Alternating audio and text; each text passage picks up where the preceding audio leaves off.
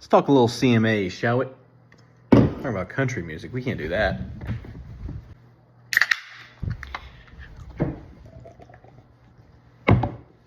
All right. When's the last time George Strait was at the CMAs? Someone's going to tell me, oh, he was there last year. But he's not like a prevalent figure every single year, right? I just wish everyone would look at me the way that this guy looked at the king.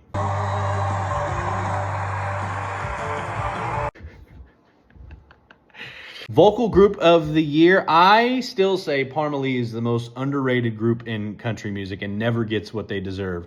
But it's hard to argue with the Red Clay Strays as the winner, or, I mean, anyone else deserving of being in that category, except for maybe Rascal Flatts. Get the fuck out of here. The Riley Green performance, not letting my wife see that one.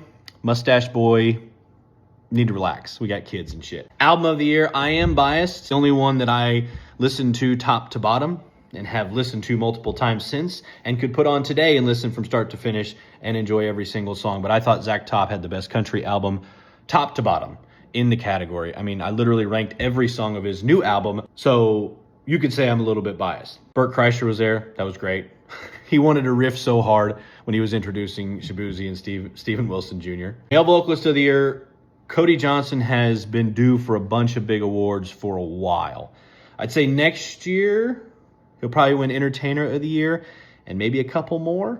But you couldn't find a more stronger category with such different styles of vocalists. I think his vocal on The Fall, the song The Fall, was the separation from the other guys. And to top it all off, him sitting next to the best male vocalist ever, maybe, in Vince Gill was just awesome. Which, speaking of, thank God he got some props and honored last night. That tribute. On the lonely side. Man, can't do it, obviously, but this guy, Vince Gill, has had 3 Hall of Fame careers that would stand alone on their own. First as a songwriter, one as a musician, the other as an artist. Oh, and he plays with the fucking Eagles.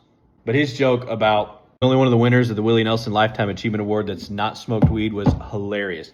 You're telling me Dolly was token up? You're telling me Loretta Lynn was passing blunts to George Strait and Ellen Jackson?